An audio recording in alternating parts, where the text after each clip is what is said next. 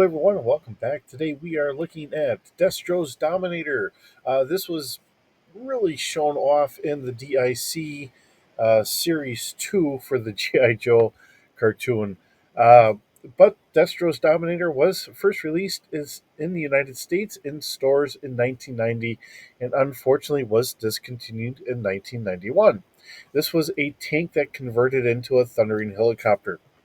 So as we look here at yojo.com and we get the wonderful pictures that they always supply us with, um, just taking note at some of this stuff now, I do not know exactly what is supposed to be underneath the pilot's station here.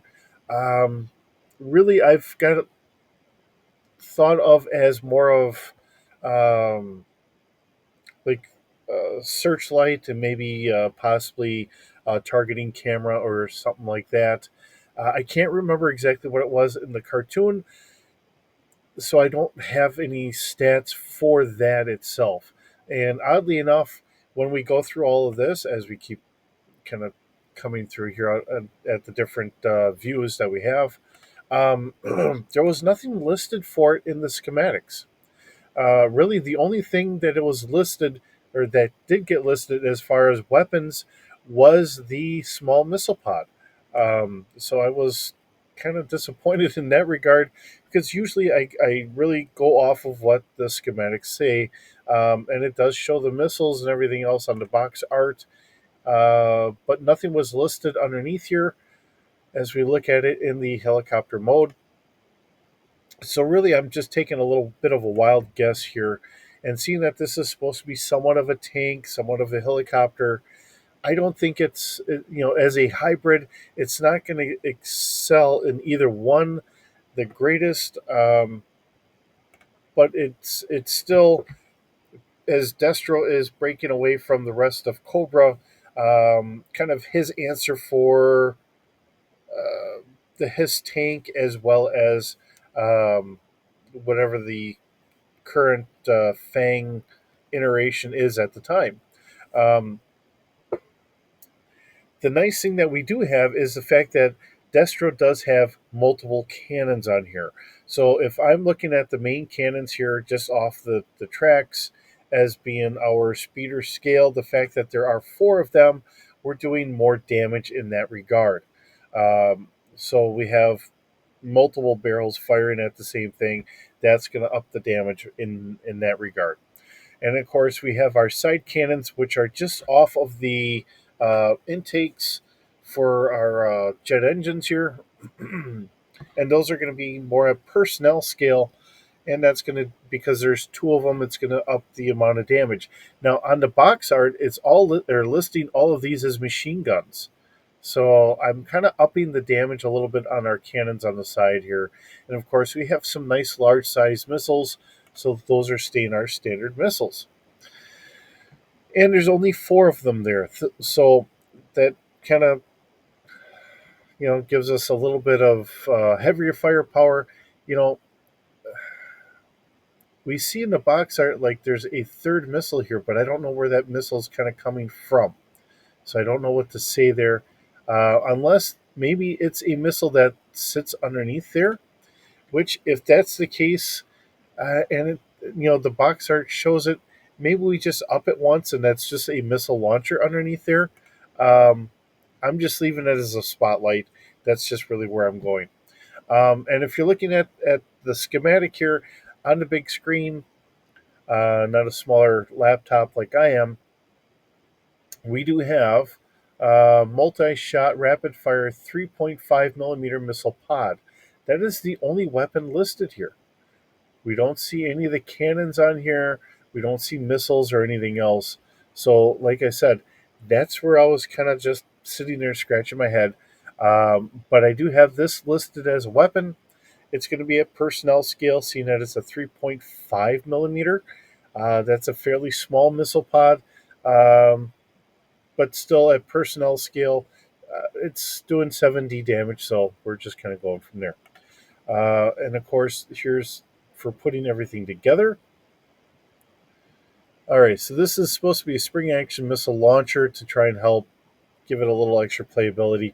I'm still going to treat it as though it is a Searchlight. Like I said, if you need to change any of this, by all means, always feel free to change it to make it what you need it to be. If you're doing this as a role playing game, um, but as a toy, you know, it gives it a lot of flexibility as a toy to sit here and say, hey, I can I can have a helicopter and a tank all in one, and it does give a lot of fun playability in those regards. And the fact that Hasbro's trying to give us at this point in time something to shoot, that kind of adds fun for the kids. So, all right, so easily broken or lost pieces. Unfortunately, the missiles are easily lost, so it doesn't work out the greatest there. The DIC, I believe this is even from the opening scroll as we're getting into the cartoon for the day. And then here we have it in one of the arcade games as well as one of the other video games for Nintendo here. And of course, they're showing extra extra cannons here. Um, I think everyone was just trying to figure out exactly what to do with this as they came up with it as a toy and how to put it in. So we do have vehicle construction in 1990. We have the Destro's Dominator there, and then there was a different version in 2002. Let's see what else we have. Normally, when we get to the different versions down here, we get to see it pop up a little differently.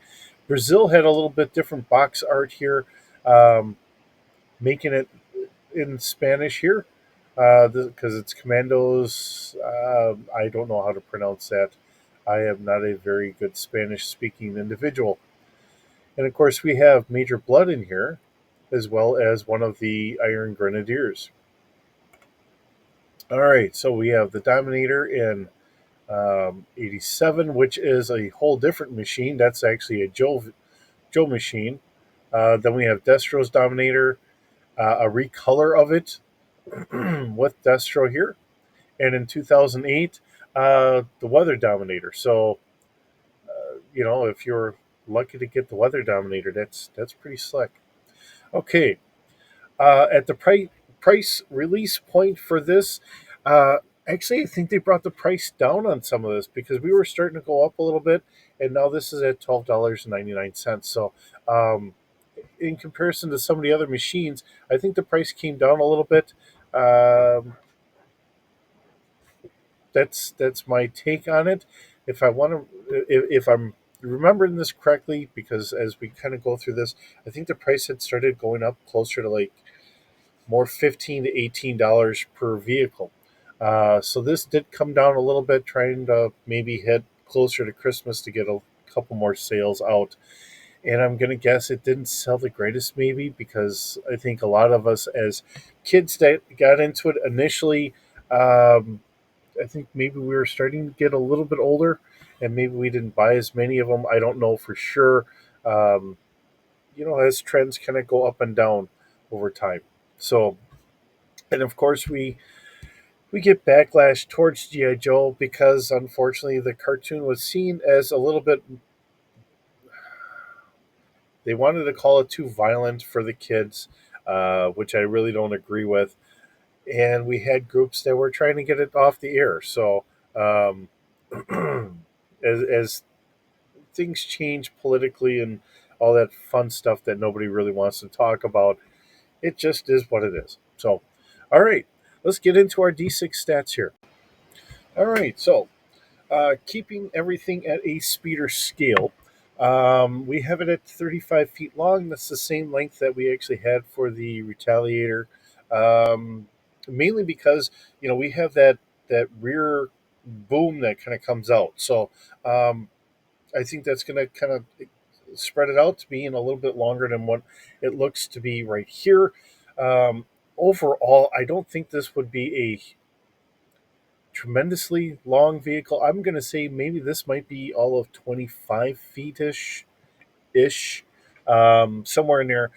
We do have a crew of two people. There might be some spots where someone might be able to stand, but the fact that anything that's here now, once you start getting up in the air, things start folding And I really don't know exactly how well that's going to work for anyone trying to stand on the ledge there for the tracks. Now, it's not to say you couldn't just get someone to sit on there in peacetime when you're not in combat as you're riding along. But once you start wanting to shoot the missiles or anything else, I think everyone's going to want to get off those tracks. Okay, so going from there, we do have the standard cargo capacity of 45 kilograms for any extra gear you're going to have stored in there with you. We're going to have full coverage. Now, because it's a helicopter as well as a tank, it does have an altitude range of 4 kilometers. Maneuverability, I dropped this down a little bit from what we see or have been seeing in some of the helicopters where they had like a 3D. This is a 2D plus one. Like I said, this is kind of a hybrid vehicle, not really excelling in either one, but it does fill two different gaps at the same time. So in the air, it can go 321 kilometers an hour or 200 miles an hour. And on the ground, it's hitting about 35 miles an hour. We have a body strength of about 3D. You know, it's got some lighter weight alloys there that might do the job, but the fact that you're still going to want to keep the weight down as much as you can for it to transform into a helicopter, I think that's going to be something really viable. Okay, so we do have the two heavy dual blaster cannons. Now, these are the ones on the side. So these are there's 4 of them in all because it's the tool. They're two dual and they're fire linked. Speeder scale, fire control is going to be 2D, and damage is going to be an 8D. That's because we do have all 4 of them fire linked together. Let's see. If we only had one side or the other, I would say it would then be a 6D for speeder scale.